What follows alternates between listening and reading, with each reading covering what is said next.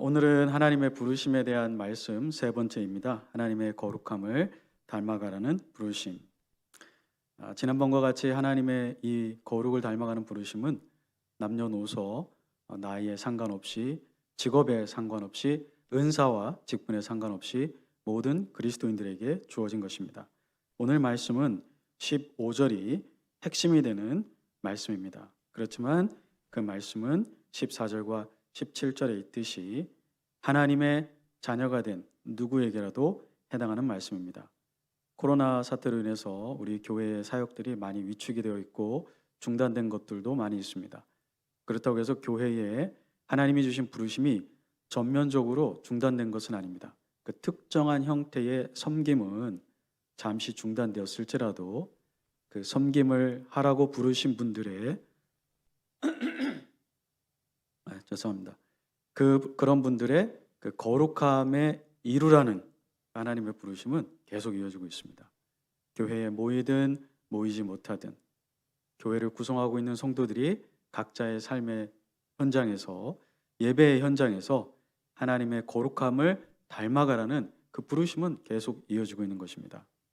집에서 아기를 보는 엄마라도, 또는 널싱홈에 있는 노인 성도님이라도, 그래서 교회의 어떤 사역에 동참할 수가 없는 상황이 되더라도 하나님이 그 목숨을 데려가는 그날까지는 하나님의 사랑을 닮으라는 그 부르심, 그리고 하나님의 거룩함을 닮으라는 그 부르심은 끝까지 우리와 함께하는 것입니다. 그래서 이 부르심을 받지 않은 사람이 없고 이 부르심을 이루지 못할 상황도 없습니다. 저는 현재 여러분들 가운데 어떤 그 기도의 제목들이 있는지 알지 못합니다. 어떤 어려운 가운데 구체적으로 있는지도 잘 알지 못합니다. 이 교회의 기도 제목이 지금까지 가장 큰 것이 새로운 담임 목사님이 오시는 거였습니다. 그러나 그 배후에, 그리고 더 근원적으로는 하나님께서 우리가 기도하기를 원하셨던 것은 이러한 기도의 제목들을 통해서 결국은 하나님의 거룩함을 닮아가는 것이었습니다. 여러분들이 그 눈에 보이는 피로가 기도의 응답으로 채워지더라도 그 기도의 피로를 주신 하나님의 더 근원적인 원하심인 그분의 거룩함을 닮아가는 이 부분을 놓쳐서는 안 되겠습니다. 성경에 거룩이라는 것이 두 가지 의미가 있습니다. 하나는 그 문자적으로는 분리된다 이런 말이죠. 거룩, separation입니다. 죄로부터 분리된다. 그래서 성도라는 사람들은 죄로부터 분리된 사람들이다. 그런 말씀입니다. 9절에 보면 우리가 읽지는 않았지만 2장 9절입니다. 너희를 어두운 데서 불러내어 그의 기이한 빛에 들어가게 하신 이 하나님이 우리가 죄 가운데 어두운 가운데 있었는데 예수 그리스도의 그 구원의 복음으로 불러내셔서 하나님의 빛의 나라, 진리의 나라, 아들의 나라로 옮겨 주셨습니다. 분리가 된 거죠. 그래서 우리가 성도라고 거룩한 사람이라고 불리우는 것입니다. 이 거룩에는 분리된다라는, 이 죄로부터의 분리된다는 뜻도 있지만 하나님의 존재가 피조물과 분리된다 이런 뜻도 있습니다. 초월하고 계신다 이런 뜻이죠. 그래서 하나님은 그 존재에 있어서 피조물이 가지고 있는 어떤 한계로부터도 분리되신다. 즉 어떤 한계도 없다 이런 뜻입니다. 그래서 성경에서 하나님의 거룩은 곧 하나님의 영광입니다. 하나님의 그 거룩하신 성품 안에 있는 그 내적인 그 거룩함이 영광이고요. 하나님의 그 내적인 영광이 밖으로 표현될 때 성경은 그것을 거룩이라고 그렇게 부르고 있습니다. 그렇다면 하나님의 거룩함을 닮아가라 15절에 그렇게 명령하고 있는데요. 그 명령의 핵심은 첫째는 우리 그리스도인들이 하나님처럼 도덕적으로 죄로부터 분리된 삶을 살아야 된다는 것이고요. 또 두 번째로는 우리의 삶의 모든 현장에서 하나님의 영광만을 추구하는 삶을 살아야 그것이 바로 하나님의 거룩을 닮아가는 것입니다. 오늘 13절에 이제 그 거룩한 부르심을 이루기 위해서 베드로가 교훈을 주시는데 그러므로 이렇게 시작합니다. 이 그러므로라는 것은 1장 12절까지 있던 말씀과 이제 베드로가 13절 이후에 하려는 말씀을 연결시키려고 하는 거죠. 그래서 그러므로 이렇게 얘기하고 있습니다. 베드로가 무슨 말씀을 했을까요? 베드로는요, 구원의 임의와 아직 아님에 대해서 설명했습니다. 베드로전서 1장 3절에 보면 우리가 이미 예수 그리스도의 부활로 말미암아 성령님을 통해서 거듭남을 얻었다. 거듭남은 중생한 것은 이미 현재 우리의 것입니다. 하나님의 영생이 우리 안에 있고 성령님이 우리 안에 계십니다. 이미 현재 우리의 것입니다. 그리고 우리가 또 부활의 소망을 가지게 되었습니다. 그 부활의 소망은 이제 4절에 있는데요. 썩지 않고, 그렇죠? 더럽혀지지 않고 쇠하지 않는 그 유업을 우리가 받았습니다. 근데 약속으로 받은 것이지 현재 우리에게 주어진 것은 아닙니다. 그래서 1장 4절에 보면 하늘에 간직되어 있다. 너희에게 예수 그리스도께서 나타나실 때에 하나님이 썩지 않고 더럽혀지지 않고 쇠하지 않을 그 기업을 너희에게 주시려고 잘 보관해 놨다. 그러니까 구원은 이미 받은 것이기도 하고 앞으로 또 이루어져야 될 미래적인 측면이 있는 것입니다. 그렇기 때문에 우리가 구원에 받은 사람으로서 하나님의 거룩함을 닮아가도록 힘써야 된다고 얘기하고 있습니다. 자, 썩지 않고 더럽혀지지 않고 쇠하지 않는 이 하나님이 우리를 위해 간직하신 이 미래의 은혜, 그것이 13절에 베드로가 예수 그리스도께서 나타나실 때에 너희에게 가져다 주실 은혜입니다. 똑같은 말입니다. 다른 표현을 썼을 뿐입니다. 그것은 바로 정확하게 얘기하면 요한일서 3장 2절에 그리스도께서 나타나실 때에 우리가 그와 같이 될 줄을 우리가 아노라. We shall be like him. 사도 요한이 그렇게 얘기했습니다. 지금 하늘에 우리를 위하여 간직된 그 기업은 뭐냐면 그리스도가 나타날 때 우리도 그분처럼 된다는 겁니다. 그럼 우리도 그분처럼 하나님이 된다는 얘기일까요? 절대 하나님이 될 수는 없습니다. 그럼 어떤 면에서 부활하신 예수님처럼 될까요? 바로 예수님의 부활한 인성에서, 인간성에서 그분처럼 될 겁니다. 예수님의 부활하신 인간성은 원래부터 죄가 없으셨고 죄를 지을 수도 없고 이제 멸하지 않는, 예수님의 인간성은 예수님이 부활하시기 전에는 이렇게 죽음에 노출되어 있었습니다. 그렇죠? 그리고 피곤하고 배고픔과 그리고 또 유혹을 받을 수 있는, 죄는 짓지 않으셨지만 유혹을 받을 수 있는 그런 인간성이었습니다. 그러나 예수님께서 죽음의 세력을 멸하시고 부활하심으로 이제 하나님이 원하셨던 완전한 인간성, 죄로 인해 부패하지 않고 썩지 않고 소멸되지 않는 그 부활의 인간성을 우리가 갖게 될 것입니다. 그런데 그 약속으로 받으셨어요. 우리가 그 약속으로 받은, 아직은 아니지만 약속으로 받은 그것을 정말 붙들어야만 우리에게 하나님의 거룩함을 닮아갈 수 있다고 베드로가 얘기하고 있습니다. 온전히 바랄지어다. 주님이 나타날 때 우리의 그 인간성이 죄 없는 인간성으로, 그리고 예수 그리스도처럼 온전히 하나님만을 위해서 존재하는 인간으로 변하게 될 것을 소망으로 가지라는 것입니다. 왜 그럴까요? 이 소망이 없으면 어떻게 될까요? 우리가 만나는 여러 가지 시험 가운데 낙심하고 실패하고 구원받기 이전에 죄의 욕망을 따라 살았던 삶의 모습으로 돌아갈 것입니다. 그러나 우리에게 지금 여러 가지 어려움이 있지만, 육체적인 어려움, 경제적인 어려움, 영적인 어려움이 있지만 주님이 재림하시는 그때에는 우리가 이 모든 것들을 완전히 극복하고 하나님만을 위해 존재하는 영광스러운 인간으로 변하게 될 것이라는 소망이 현재 있는 어려움을 이길 수 있는 힘을 준다는 것입니다. 그런데 그렇게 소망을, 그 불멸의 그리스도처럼 하나님께만 영광을 돌리는 그 인간성을 갖게 되는 소망을 붙드는 와중에 우리가 해야 될 것 두 가지가 있습니다. 너희 마음의 허리를 동이고 근신하여, 그렇게 소망을 붙잡으라고 했습니다. 이 마음의 허리를 동인다는 것은, 옛날에 사람들은 이 치마같이 남자들도 긴 옷을 입었죠. 그런데 걸어 다닐 땐 괜찮은데 돌을, 무거운 짐을 옮겨야 된다든지 빨리 뛰어가야 된다든지 사나운 짐승을 만나서 자기를 보호해야 된다든지 할 때에는 참으로 불편했습니다. 그래서 그럴 때는 어떻게 하냐면 이 치마의 아래쪽부터 걷어 올려가지고 허리춤에 있는 끈 안에다가 집어넣습니다. 그래서 이 긴 치마 옷을 반바지처럼 만듭니다. 그래서 움직이기에 쉽게 합니다. 이 허리를 동인다는 말은 심각하고 힘들고 중요한 일이지만 내가 신속하게 이것을 준행하겠다라는 마음의 준비이고요. 또 그것을 결단코 내가 이루고야 말겠다는 의지의 표현이었습니다. 그런데 베드로는 마음의 허리를 동이라고 했습니다. 우리가 주님이 오시는 그날까지 그러한 마음 자세로 하나님이 무엇을 시키든 돌을 옮기라고 하든 사나운 적과 싸우라고 하시든 뛰어가라고 하시든 하나님의 명령이 있으면 그 명령을 즉시로 준행하겠습니다. 그리고 내가 끝까지 그것을 완수하겠습니다라는 마음의 준비를 하고 살아가라는 것입니다. 근신하라, 이 말의 원래 뜻은 술 취하지 말라, 이런 뜻입니다. 정말 베드로께서는 4장 3절에 보면 술 취함을 과거의 죄성을 따라 살아가던 삶의 방식이라고 얘기하고 거듭난 사람의 방식은 아니라고 얘기하고 있습니다. 오실 주님을 기다리며 내가 주님과 같은 그 불멸의 영광스러운 인간성을 갖게 될 걸 사모하는 자마다 술 취하면 안 된다는 말씀도 맞습니다. 술 취한 사람은 그리스도를 섬길 수 없습니다.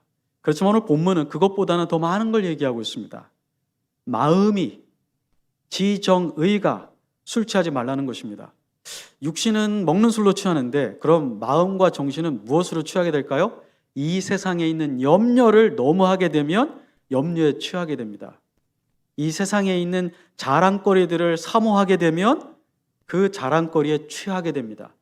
사람이 술에 취하면 중요한 일들을 행할 수 없죠. 바른 판단력을 할 수 없죠. 재빠르게 반응할 수가 없습니다. 그래서 우리가 운전을 못하게 하게 하는 거거든요.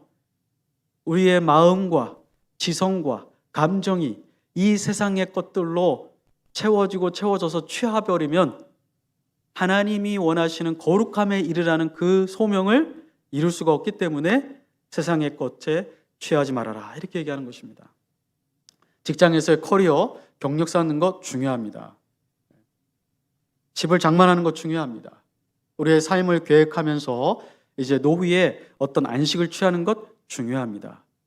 필요한 거지만 거기에 취해서는 안 된다는 것입니다. 필요한 거지만 그 필요한 것에 마음을 빼앗겨서 하나님이 부르시는 거룩함에 이르는 그 소명을 이루지 못하는 그런 지경에 이르지 말라는 것입니다. 자, 우리가 이렇게 마음의 허리를 동이고 정신을 차리고 주님이 오심을 기다려야 되는 이유는 한 가지, 14절, 우리가 부르심에 거룩함에 이르라는 그 부르심에 순종하기 위해서입니다. 14절, 너희가 순종하는 자식처럼, 이렇게 얘기하고 있습니다. 순종과 거룩은 어떤 관계에 있을까요? 상호 순환적인 관계에 있습니다. 베드로전서 1장 2절에 보니까 성령님에 의해서 우리가 죄 쓰이심 받고 우리의 양심이 깨끗하게 되어서 그리스도에게 순종할 수 있게 되었다고 얘기합니다. 우리가 깨끗하게 되었기 때문에 깨끗한 양심을 가지고 하나님의 말씀에 순종할 수 있는 것입니다. 그러나 또 한편 순종을 해야 거룩해지는 것입니다. 순종이 무엇이죠? 하나님이 죄로부터 너희는 분리되어 나와 있어라, 그 말씀에 순종하면 우리가 거룩해지는 것입니다. 또 순종은 하나님이 말씀하신 것을 지키고 이루는 것입니다. 내 만족, 내 영광이 아니라 하나님의 뜻, 하나님의 만족을 추구하는 것이, 그것이 바로 순종인데, 그렇게 함으로써 하나님의 영광을 드러내기 때문에, 하나님의 영광은 아까 뭐라고 그랬죠? 하나님의 내적인 거룩함이 밖으로 표현되는 것, 드러나는 것이 하나님의 영광이라고 했으니 순종하는 자가 하나님의 거룩에 이르는 것입니다. 이사야서 6장에 보면 이사야가 성전에서 하나님의 특별한 임재를 경험하게 됩니다. 그러면서 뭐라고 그러죠? 화로다 나여 망하게 되었도다. 입술이 부정한 자로서. 이사야가 자기의 입술에만 문제가 있다고 얘기한 건 아니고요. 입술이 부정하다는 말은 인격 자체가 죄로 불결하다는 것에 대한 상징적인 표현입니다. 내가 죄인으로서 하나님의 거룩한 임재를 보았으니 나는 이제 죽는 길밖에 없구나. 그럴 때 천사가 스랍이 와서 숯불 하나를 이사야의 입에다 대면서 얘기하죠. 이제 내가 죄사함을 받았다. 그 더러운 것이 제해졌다. 이렇게 얘기합니다. 이사야가 거룩함을 회복하고 하나님 앞에 거룩한 주의 종으로 서게 되었습니다. 그리고 하나님은 뭐라고 그러시죠? 내가 누구를 보낼꼬? 이 패역한 이스라엘 백성에게 선지자로 누가 우리를 위하여 갈고 하자. 이 거룩함을 경험한 이사야 선지자가 뭐라고 하나님께 얘기합니까? 주여 나를 보내소서. 여기 있나이다. 내가 그 부르심에 순종하겠습니다. 네, 이사야는 하나님의 거룩함을 경험하고 나서 바로 하나님의 부르심에 어떻게 했습니까? 순종하는 사람이 되었습니다. 누가복음 5장에 보면 베드로가 고기를 잡는데 밤새도록 잡았는데 하나도 못 잡았습니다. 예수님이 배에 타셔서 그물을 던져라. 베드로가 뭘 경험했죠? 말씀으로 바다와 그 안에 있는 물고기들, 자연세계를 지배하시는 이 놀라운 분은 도대체 누구인가? 이 예수 그리스도 안에서 하나님의 임재를 경험했습니다. 그러자 베드로가 고기를 바닷가에서 대고 뭐라고 주님께 말씀드리죠? 주여 나는 죄인으로소이다. 나를 떠나소서. 하나님을 이 경험하는 사람마다, 하나님의 이 거룩을 경험하는 사람마다 뭘 고백하게 되죠? 나는 죄인입니다. 나는 죄인입니다. 나는 당신 앞에 무가치한 존재입니다. 나는 당신의 은혜를 받을 가치가 없는 존재입니다. 사랑을 받을 가치가 없는 존재입니다. 예수님이 베드로를 버리셨습니까? 아닙니다.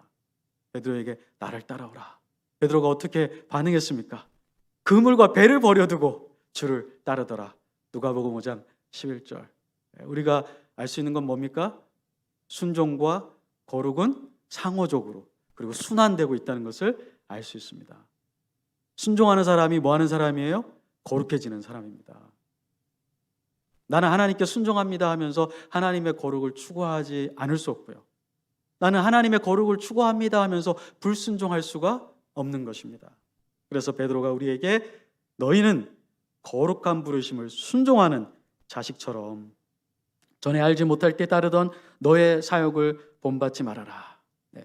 하나님의 거룩함을 따라가는 첫 번째 단계는 소극적인 명령이지만 하지 않아야 될 것이 있습니다.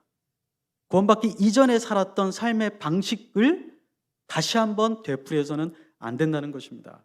자, 구원받기 전에 우리가 어떻게 살았기 때문에 그럴까요? 베드로는 하나님을 알지 못하던 때였다 이렇게 얘기하고 있습니다. 하나님의 거룩의 기준을 알지 못했습니다. 그래서 제가 기준이 되어서 제가 좋다고 생각한 걸 제 마음대로 했습니다. 사욕을 따라서 살았다고 얘기합니다. 이 사욕은 육체의 욕심, 정욕입니다.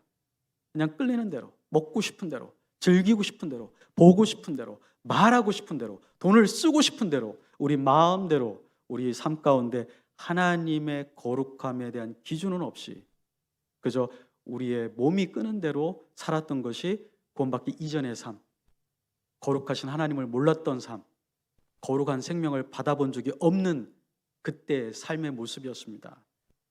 갈라디아서 5장 19절과 21절이 이러한 삶을 잘 설명해 주고 있습니다. 육체의 일은 분명하니 곧 음행과 더러운 것과 호색과 20절 우상 숭배와 주술과 원수 맺는 것과 분쟁과 시기와 분냄과 당짓는 것과 분별함과 이단과 21절 투기와 술 취함과 방탕함과 또 그와 같은 것들이라. 전에 너희에게 경계한 것 같이 경계하노니 이런 일을 하는 자들은, 지금 바울이 기술한 그것들만이 아니고요, 그와 같은 모든 것들을 하는 사람은 하나님 나라를 유업으로 받지 못할 것이다. 우리가 과거에 그렇게 살았습니다. 투기하고 술 취하고 우상 숭배하고 점을 보고 운을 찾고 그렇게 살았었습니다. 그렇지만 이제는 다시는 그렇게 살지 말라고 하는 것입니다. 그 죄의 유혹을 끊어버리는 것이 바로 거룩에 이르는 첫 걸음입니다. 두 번째, 베드로는 하나님이 우리를 그 부르신 거룩함에 이르는 더 적극적인 방법, 그것을 우리에게 명령하고 있습니다. 15절에 나와 있죠. 오직 너희를 부르신 거룩한 이처럼, 아버지 하나님처럼 너희도 모든 행실에 거룩한 자가 되라. 모든 행실, 이 행실은 말과 행동을 문자적으로는 말하지만 신학적으로는 삶의 모든 영역이라는 뜻입니다. 삶의 모든 영역에 있어서 개인적인 영역, 사회적인 영역, 보이는 부분, 보이지 않는 부분에 있어서 하나님이 거룩하신 것처럼 너희도 거룩하라, 이렇게 얘기하고 있는 것입니다. 이 거룩함을 본받으라는 명령이 예수 그리스도로 말미암아 거듭나지 않았다면 이룰 수 있는 명령이 전혀 아닙니다. 구원받지 않은 사람에게 성령님의 그 내주하심으로 영생을 얻고 하나님 아버지의 거룩한 생명을 받아보지 않은 사람에게 하나님 아버지의 거룩함을 닮아서 살아가라는 이 명령은 기쁨일까요? 짐일까요? 짐입니다. 무거운 돌을 쥐고 가는 것처럼 괴롭습니다. 자기 안에 그 하나님의 거룩함을 표출할 수 있는 생명 자체가 없기 때문에 이 짐입니다. 그런데 거듭나서 거룩한 아버지로부터 하늘에 속한 생명을 받아서 거룩한 기질을 가지고 거룩한 것에 대한 그 갈망을 가지게 된 사람에게는 하나님 아버지처럼 닮아가라는 이 명령이 즐거움이고 기쁨이고 행복인 것입니다. 십계명을 기억하시죠? 제가 오랫동안 십계명을 설교했습니다. 자, 십계명은 누구에게 줬습니까? 십계명은 현재 이집트 땅에 노예로 살고 있던 종들에게 준 말씀입니까? 아니면 그 종됨에서 해방을 받아 나온 하나님을 섬길 수 있는 자유를 가진 하나님의 백성들에게 주신 것입니까? 네, 종들에게 주신 게 아니라 해방을 경험하고 자유를 가지고 있어서 하나님을 섬길 수 있는 언약 백성들에게 주신 게 십계명이지. 하나님이 너희가 십계명을 잘 지키면 내가 그때 가가지고 봐서 너희들을 이집트 땅에서 구해내겠다 이렇게 하신 것이 아닙니다. 이집트 땅에서 해방을 받은 구원을 받은 것은 전적으로 하나님의 은혜였습니다. 그러나 그 은혜를 받은 사람에게는 어떤 책임이 주어지죠? 이제 거룩하신 그 하나님을 닮아가라는 의무가 부과되는 것입니다. 사도행전 3장에 보면요, 나면서부터 안진뱅이 된 사람이 있습니다. 이 사람에게 일어나 걸어라 아무리 얘기한들 이 사람이 일어나 걸을 수 있겠습니까? 그렇게 되지 않습니다. 그렇게 되지 않는다고 책망한다면 이 사람의 마음은 어떨까요? 아니, 내가 지금 하기 싫어서가 아니라 할 수 없는 건데 못한다고 나를 책망한다면 그 슬픔밖에는 없을 것입니다. 베드로와 요한이 그를 보고 뭐라고 그랬습니까? 나사렛 예수의 이름으로 명하노니 일어나 걸으라. 예, 일어나 걸었기 때문에 그 사람이 구원받은 것이 아니고요, 그 사람에게 믿음이 들어갔기 때문에 일어날 수 있었던 것이죠. 마찬가지입니다. 아버지 하나님이 거룩하신 것처럼 너희도 그분처럼 거룩해라. 이 말은요, 이미 우리 안에 무엇이 있는 사람에게 적용되는 거죠. 예, 거룩하신 하나님께로부터 거듭난 사람. 이 하나님의 거룩함을 따라가는 것은 흉내와 모방이 아니라 생명의 문제입니다. 아무리 조그만 새라도요, 참새 같은 새가 조그마죠. 절벽에서 이렇게 밀어보십시오. 참새가 떨어져서 죽는지? 아닙니다. 독수리든 참새든 하늘을 나는 생명이 있는 존재는 절벽에서 민다고 해서 떨어져 죽지는 않습니다. 그러나 여러분과 제가 한번 독수리보다는 힘이 없겠지만 참새보다 힘이 세다고 절벽에서 이렇게 뛰어내리면 안 됩니다. 우린 다 죽습니다. 왜요? 하늘을 나는 생명이 없기 때문에 죽는 것입니다. 거룩에 이르라. 이미 우리는 거룩한 생명을 받았기 때문에 거룩해질 수 있습니다. 성령님을 의지해서 그렇게 될 수 있는 것입니다. 그래서 오늘 베드로가 너희 아버지처럼 너도 자녀로서 아버지의 거룩한 생명을 이어받았으니 그렇게 하라고 얘기하는 것입니다. 모든 행실에서 거룩해져야 된다. 아까도 말씀드렸죠. 대표적으로 말과 행동입니다. 에베소서 4장 29절에 보면 그럼 하나님의 거룩을 닮아가는 사람의 언어는 어떻게 해야 되는지 우리에게 힌트를 주고 있습니다. 무릇 더러운 말은 너희 입 밖에도 내지 말고 오직 덕을 세우는데 소용되는 대로 선한 말을 하여 듣는 자들에게 은혜를 끼치게 하라. 덕을 세우는 말, 착한 말이 따로 있는 게 아니고요, 원어에는 덕을 세우는데 좋은 말들을 하라, 이런 뜻입니다. 우리가 사람에게 그 사람이 믿음 안에서 자랄 수 있도록 격려하는 말, 그를 저주하거나 비난하거나 정죄하는 말이 아니고요, 그를 낙담시키시는 그런 말이 아니고요, 그가 믿음 안에서 말씀을 붙잡고 하나님을 의지하여 이 어려움을 통과할 수 있도록 그렇게 격려해주는 그런 말을 하는 사람이 바로 하나님 아버지의 거룩함을 닮아가는 사람입니다. 또 우리가 어떻게 말을 해야 될까요? 베드로전서 3장 10절을 보겠습니다. 베드로전서 3장 10절에는 그러므로 생명을 사랑하고 좋은 날 보기를 원하는 자는 생명을 사랑하고 좋은 날, 이 좋은 날이 어느 날일까요? 그리스도가 재림하시는 그 날이 우리 그리스도인들에게 정말 유일하게 좋은 날입니다. 그리스도의 나타나심을 바라고 자기의 인간성이 완전히 변해서 죄 없는 인간성, 하나님의 영광만을 드러내는 그 그리스도의 인간성과 같은 것을 받기를 원하는 자마다 뭘 하지 말라고요? 거짓을 말하지 말아라. 즉 하나님의 거룩함을 닮아가고자 하는 사람들은 언어 생활에서 진실을 말하는 것입니다. 때로는요, 진실을 말하는 게 굉장히 어려울 때가 있습니다. 어린 사무엘을 하나님이 부르셔서 이제 그 엘리 제사장 집에 어떤 일이 닥칠 것인지 참 끔찍한 것을 하나님이 예언해 주셨거든요. 근데 나중에 엘리 제사장이 뭘 요구하죠? 여호와 이름으로 내가 맹세하노니 내가 들은 걸 감하지 말고 그걸 그대로 나에게 얘기하라. 요한계시록 마지막 책에 보면 사도 요한이 뭐라고 했습니까? 이 예언에 기록된 걸 빼지도 말고 더하지도 말아라. 빼는 사람은 생명책에서 뺄 것이고 더하는 사람은 이 책에 기록된 재앙을 더할 것이다. 절대 손대지 말아라. 하나님이 말씀한 것은 있는 그대로 세상에 있는 사람들이 듣기 싫다 하더라도 얘기해야 될 때가 있습니다. 세상에 있는 사람들이 그건 잘못됐다고 얘기하더라도 우리는 하나님의 진리로 지키고 선언해야 될 때가 있습니다. 세상 사람들이 죄가 아니라고 하더라도 우리는 그것을 죄라고 얘기해 주어야만 하는 어려운 순간들이 있습니다. 그러나 하나님의 거룩함을 닮아가는 그리스도인들의 언어 생활에는 그런 진실함이 있어야 합니다. 그런데 저도 때로는 이 죄성의 유혹을 받아서 굴복할 때가 있습니다. 제 언어 생활에서. 그래서 제가 책임을 지기 싫어가지고 그게 사실 따지고 보면 제 책임인데 몰랐습니다. 그런 적 없습니다. 그럴 때가 저도 목사인데 가끔 있었어요. 근데 이렇게는 하지 마세요. 목사님도 그러니까 나도 해도 되죠. 그런 건 아닙니다. 전 뼈저리게 후회하고 있고요.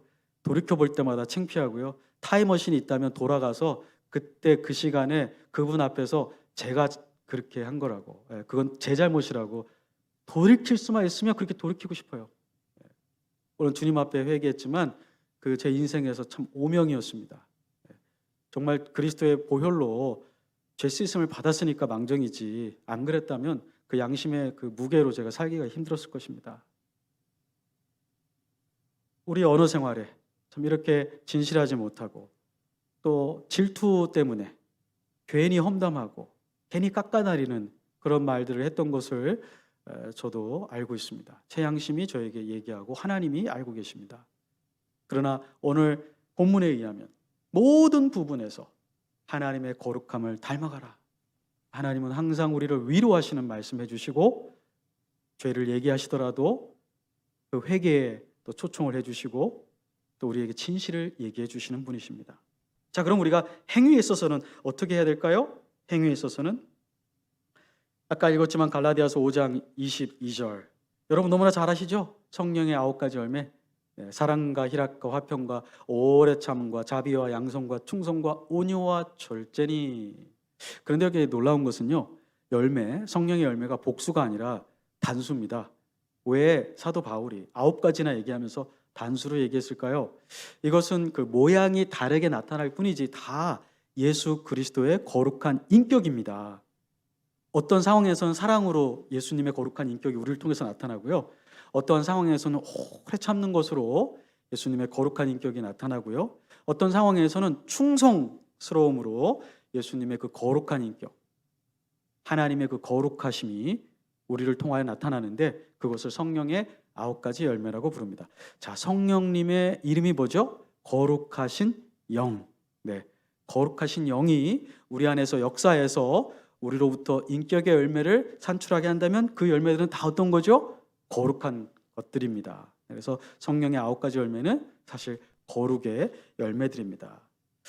여러분들과 저의 삶을 돌이켜보면서 우리 가운데 이 9가지 열매 중에 혹시 부족한 부분들이 우리가 약점이 다 있거든요. 어떤 분들은 오래 참는 게 좀 약한 분들이 있고 또 저도 어떤 다른 면에서 어떤 건 좀 잘하는데 어떤 건 못하는 부분들이 있습니다. 그런 면에 있어서 하나님의 거룩함이 골고루 온전하게 나타날 수 있도록 성령님께 간구해야 될 것입니다. 자, 이제 16절과 17절은요. 왜 우리가 그토록 우리 아버지 하나님의 거룩함을 닮아야 되는지 그 이유를 설명합니다. 16절은 아주 간략하게 설명합니다. 기록되었을 때 내가 거룩하니 너희도 거룩하라. 하나님은 우리에게 딱 한 가지 이유를 주시는데요. 그것은 뭐냐면 내가 거룩하기 때문에 너희도 거룩해야 된다. 너희는 나에게서 태어난 영적인 자녀이기 때문에 너희는 나의 거룩한 생명을 물려받았기 때문에 그렇다. 자, 그렇다면 하나님의 거룩함을 닮아가는 그 거룩함의 모습이 우리의 삶 가운데 전혀 없다는 것은 무슨 말일까요? 한 번도 이 사람이 거듭난 적이 없는 그저 주일날 예배를 참석하는 종교인일 수도 있다는 그런 말이고요. 또 그 하나님을 닮아가는 거룩함이 말과 행실에 있어서 점진적으로 계속 증가해야 되는데 점진적으로 계속 증가하지 못하고 있다는 것은 영적인 성장이 어떻게 되고 있다는 거죠? 정체되고 있다. 지금 중지되고 있다는 것을 우리가 알게 되는 것입니다. 우리 주님은 어떠셨나요? 우리 주님은요, 요한복음 8장 46절에 보면 유대인들에게 이렇게 얘기했습니다. 너희가 어떠한 것으로 너희 중에 누가 죄로 나를 책잡겠느냐? 너희가 자꾸 나를 비난하고 나를 죽이려고 하는데 내가 한 말과 행동 중에 너희는 어떤 것으로 나를 죄가 있다 할 수 있겠느냐? 아, 예수님은요, 죄가 없는 분으로서 아주 담대하게 그렇게 외치셨고, 또 십자가에서 예수님은 죽으시기 전까지 그 겟세마네에 서서 어떻게 기도하셨습니까? 아버지여, 내 뜻대로 마옵시고 아버지의 뜻대로 하옵소서. 예수님은 항상 자기의 삶 가운데서 하나님의 영광만을 추구하셨는데요. 바로 이것입니다. 우리가 예수 그리스도로 거듭났다는 것은 예수님이 거룩하시고 예수님이 하나님 아버지만 추구하셨던 것처럼 우리도 그렇게 해야 된다는 것입니다. 그런데 이 하나님의 거룩함을 닮아가는 것은 생명으로만은 안 됩니다. 우리가 생명이 있지만 사람도 걷도록 아기를 자꾸 이렇게 세우고 넘어지면 또 세우고 훈련을 시키거든요. 그래서 이 아버지 하나님의 거룩함을 받았지만 아버지 하나님의 거룩함에 이르려고 한다면 우리가 자기를 통제하고 영적인 훈련을 받아야 되고 교육을 받아야 되고 죄를 고백하고 말씀을 사모함으로 그 말씀이 내 생각과 인격을 지배하도록 해야 되는 것입니다. 왜 우리가 거룩해야 된다고요? 우리는 하나님을 닮아가야 되는 자녀들이기 때문입니다. 그리고 세상 사람들은 우리를 통해서 하나님의 거룩함을 맛보게 될 것입니다. 17절은 우리에게 또 다른 이유를 주고 있습니다. 우리가 하나님의 거룩함을 닮아가야 되는 또 다른 이유는 바로 하나님의 심판이 우리를 기다리고 있기 때문입니다. 17절에 외모로 보시지 않고 각 사람의 행위대로 심판하시는 이를 너희가 아버지라 부른즉 너희가 나그네로 있을 때에 두려움으로 지내라, 이렇게 얘기하셨습니다. 외모로 보지 않고 각 사람의 행위대로 심판하시기 때문에 우리에게 뭐가 있다는 겁니까? 하나님의 심판이 있다는 것입니다. 교회 안에 하나님의 심판에 대한 오해가 있으세요? 어떤 분들은 예수님 믿는 사람들은 절대 최후 심판을 받지 않을 것이다, 이렇게 얘기하십니다. 물론 요한계시록 21장, 20장, 특별히 요한계시록 20장에 보면 흰 보좌, 크고 흰 보좌, 우리가 이것을 백보좌라고 부르죠. 여러분들 많이 들어보셨을 거예요. 백보좌 심판, 백보좌 심판하는데 그게 크고 흰 보좌라는 것을 이렇게 한자어로 줄임말입니다. 그 20장에 있는 백보좌 심판은 믿지 않는 사람들, 사탄과 그 무리들을 심판하여서 불못에 던지는 심판입니다. 생명책에 기록되지 못한 사람은 다 그 불못에 들어가게 되어 있습니다.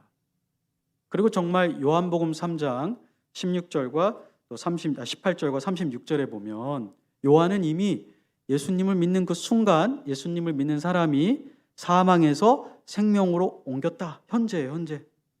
그리고 하나님의 진노에서 구원을 받았다. 더 이상 하나님의 진노 가운데 있지 않다. 바울도 로마서 8장 1절에 보면 뭐라고 했습니까? 누구든지 그리스도 예수 안에 있는 자에게는 무엇이 결코 없다고요? 정죄함이 결코 없나니. 네, 하나님의 심판이 없다라고 했습니다. 그런데 오늘 베드로는 우리에게 뭐가 있다고 얘기하는 거죠? 심판이 있다, 이렇게 얘기합니다. 그것은 지난주에 저희가 하나님의 사랑을 공부할 때 성경을 전체적으로 공부해야 된다고 했죠. 심판이 두 가지 의미로 사용됩니다. 하나는 예수님을 믿지 않는 죄인들을 심판하시는 심판인데요. 이 심판의 목적은 정죄, 죄가 있다고 선언하고 영원한 형벌을 부여하기 위한 심판입니다. 이런 심판은 예수님을 믿는 그 즉시로 우리 그리스도인들은 면제되는 것입니다. 해방되는 것입니다. 그것이 바로 요한복음 3장 18절, 36절, 로마서 8장 1절에 있는 그러한 해방입니다. 그리고 우리는 요한계시록 20장에 있는 백보자 심판을 받지 않게 될 것입니다. 그럼에도 불구하고 심판은 또 다른 의미가 있습니다. 평가한다. 상급을 주기 위해서 그리스도인의 전체 삶을 평가하는 게 있습니다.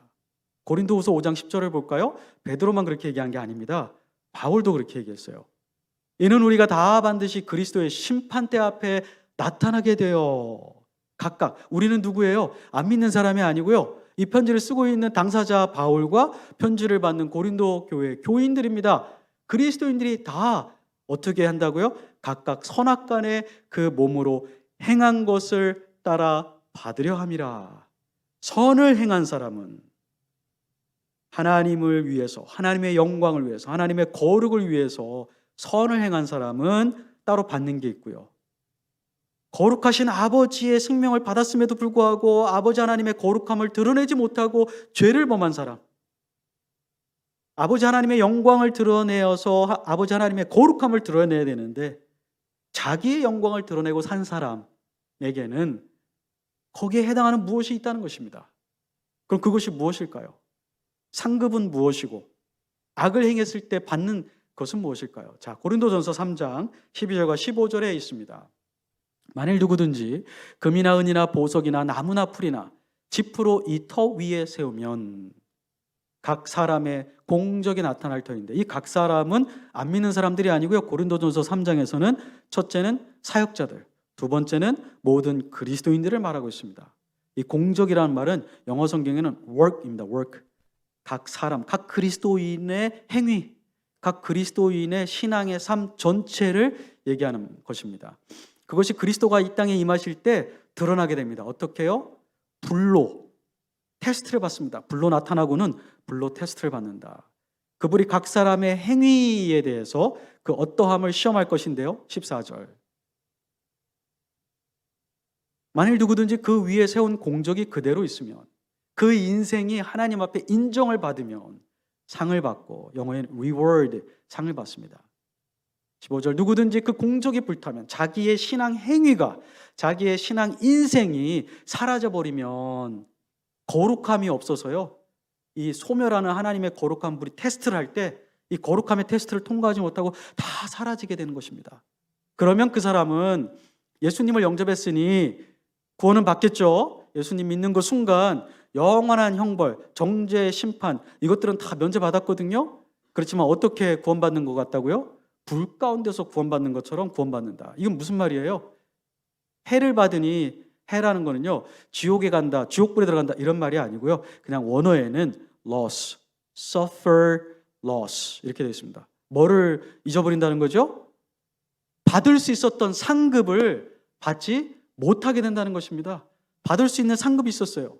우리가 하나님의 거룩함을 지키고 하나님의 영광을 위해서 살았다면, 그래서 하나님의 거룩함이 나타났다면 우리에게 주어질 영원한 기업의 어떤 상급이 있는데, 그 상급을 잃어버린다는 것입니다.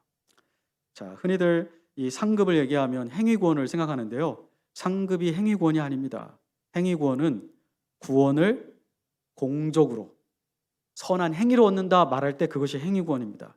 근데 오늘 베드로나 바울은 행위구원을 말하는 게 아니라, 구원이 아니라 뭐에 대해서 얘기하는 거죠? 하나님의 평가에 따른 상급을 얘기하는 것입니다. 상급에는 차이가 있습니다.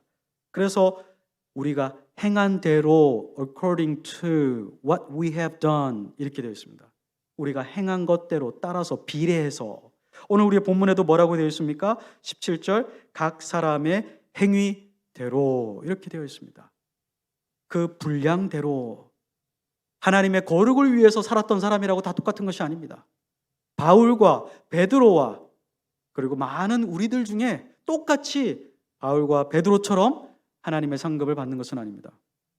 하나님께 그 인생을 전적으로 그리고 늘 하나님의 거룩함을 닮아가려고 희생하고 애쓴 사람들, 그리고 하나님의 영광을 누가 알든 모르든 자기의 삶 가운데서 드러내려고 피해가 있더라도 그 하나님의 거룩을 선택한 사람들에게는 그렇지 않은 사람들에 비해서 더 큰 영광이 기다리고 있다는 것입니다. 고린도전서 15장에 보면 부활할 때에 영광이 다 다르다고 했습니다. 해와 달의 영광이 다르고 별과 별의 영광이 다르다고 얘기하고 있습니다. 철로 역정을 지은 존 버년 아시죠? 존 버년은 영국 침례교 목회자였습니다. 존 버년 목사님이 돌아가시고 15년 뒤에 미국의 위대한 신학자, 장차 이 미국을 큰 부흥으로 이끌 한 명의 사람이 태어났습니다. 그 사람의 이름은 조나단 에드워즈입니다. 그 조나단 에드워즈하고 똑같은 이 상급에 대한 말씀을 가르쳐 주셨어요. 어떻게 가르쳐 주셨냐면요, 우리가 마지막 심판 때에서 우리가 행한 대로 하나님의 거룩함을 이룬 대로 받을 이 상급은 하나님이 우리에게 주시는 차별이 아니라 하나님의 은혜를 수용할 수 있는 영혼의 수용성의 차이이다. 우리가 질그릇이라고 했거든요. 그런데 이 질그릇이 다 같은 사이즈가 아니라는 것입니다. 이 그릇을 은혜의 바다에 던지면 이 그릇 가운데 은혜의 바다의 물길이 다 찹니다. 그래서 하나님의 은혜로 다 차요. 천국에 다 은혜로 들어가요. 하나님을 찬양해요. 그런데 그 하나님의 은혜와 영광을 담는 그 사이즈는 다 다르다는 거예요.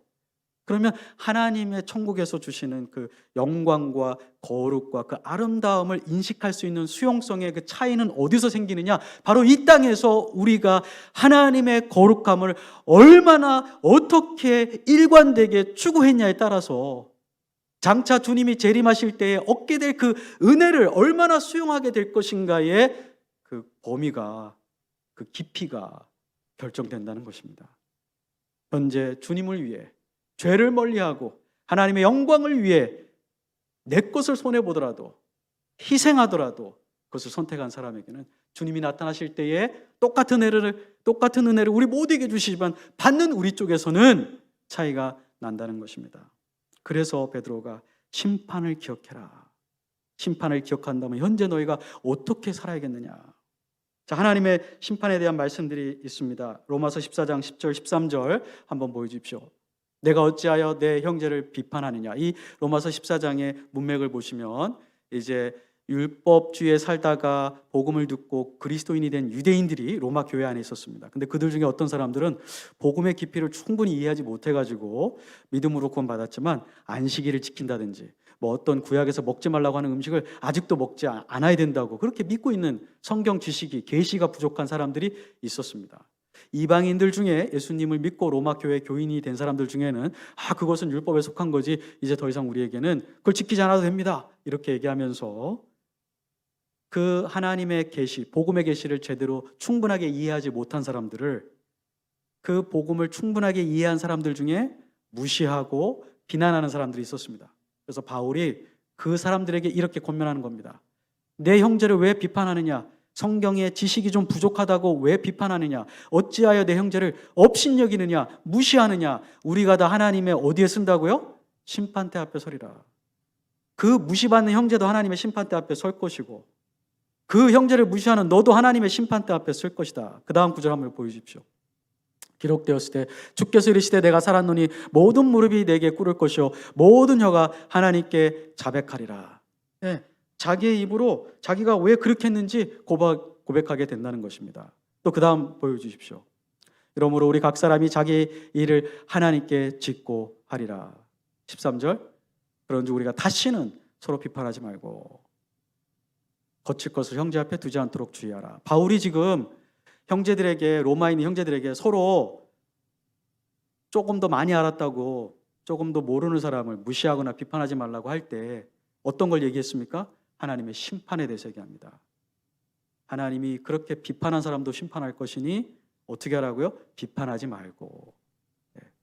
이제 하나님의 심판을 생각한다면 우리의 삶 가운데, 우리의 취미생활 가운데, 우리의 생각 속에, 우리의 직업 활동 중에 하나님의 거룩에 위배되는 어떤 영역이 번뜩 생각나는 게 있으실 거예요. 그렇다면 어떻게 해야 될까요? 중단해야 됩니다. 떠나야 됩니다. 접촉하지 말아야 됩니다. 정말 하나님의 심판을 믿는다면요. 야고보서를 볼까요? 5장 8절 9절에 야고보가 또 한 번 교인들에게 하나님의 심판을 얘기합니다. 너희도 길이 참고 마음을 굳건하게 하라. 주의 강림이 가까우니라. 재림이 가깝다. 형제들아 서로 원망하지 말라. 그리하여야 심판을 면하리라. 보라, 심판주가 문 밖에 서 계시느니라. 네, 또 그 다음에 해주십시오. 네, 9절까지 다 했군요. 네. 야고보는 그렇게 얘기합니다. 우리가 하나님의 심판을 받을 자이기 때문에 원망할 만한 일이 있더라도 원망하지 말자. 원망하지 말고 참자. 참는 자에게, 그래서 원망하지 않고 참음으로 하나님의 거룩을 지키는 사람에게 그리스도께서 강림하실 때에 그에게 상을 줄 것이다. 그러나 화를 내므로 분노하게 되면 하나님의 거룩함을 훼손하게 되거든요. 그래서 분노하지 말라. 형제에게 화가 날 일이 있어도 참으라. 이제 주님이 곧 오신다. 가까이 오신다. 문 밖에 계신다. 이제 너의 그 억울함을 주님께서 풀어줄 것이다. 화를 내지 말고 하나님의 거룩을 드러내라. 역대상 29장 15절은 오늘 베드로가 마지막으로 하고 있는 말씀. 너희가 나그네로 있을 때 두려움으로 지내라. 그 말씀과 똑같은 말씀을 하세요. 신약의 가르침이 아니라 구약부터 있었어요. 다윗이 얘기합니다. 성전을 지어놓고 우리는 우리 조상들과 같이 주님 앞에서 이방 나그네와 거류민들이라. 세상에 있는 날이 그림자 같아서 희망이 없나이다. 우리는 오직 하나님의 거룩함만을 추구하는 사람들이지 이 세상에 있는 기쁨, 이 세상에 있는 행복에 도취되는 사람들이 아닙니다. 우리는 나그네와 거류민과 같이 잠시 있다가 떠나야 됩니다. 우리의 날이 너무나 짧습니다. 그림자와 같습니다. 그러니 우리가 오직 하나님의 거룩함만을 추구하도록 하여 주시옵소서. 이 다윗의 기도를 베드로가 한 것입니다. 너희가 나그네로 있을 때에 두려움으로 지내라. 심판자이신 하나님을 경외함으로, 그 하나님의 거룩함을 지키고 실천하고 하나님께 영광을 돌림으로 하나님께 참으로 거룩하게 하신 이 그리스도인들에게 주실 그 상급을 기다리라고 하는 것입니다. 저는 오늘 말씀을 들은 모든 분들이 저와 함께 이 거룩에 이르는 부르심에 적극적으로 순종함으로 장차 임하실 주님의 날에 하나님의 놀라운 은혜를 풍성하게 누리는 성도님들이 되시기를 바랍니다. 기도하겠습니다. 하나님, 오늘 우리에게 거룩함에 이르라는 부르심을 주셨고 그 부르심을 닮아가야 되는 이유들을 보여주셨습니다. 우리가 참으로 나는 하나님의 자녀라고 고백한다면 우리를 영적으로 거듭나게 하신 거룩한 아버지의 성품을 더욱더 닮아가게 하셔서 세상 사람들도 우리가 하나님의 자녀임을 알게 하여 주시옵소서. 그리고 참으로 우리가 하나님이 우리의 인생을 판결하시는, 평가하시는 심판자인 걸 믿는다면 상급을 잃어버리는 자가 되지 않고 상급을 받는 자가 되게 하여 주시옵소서. 예수님의 이름으로 기도드립니다. 아멘.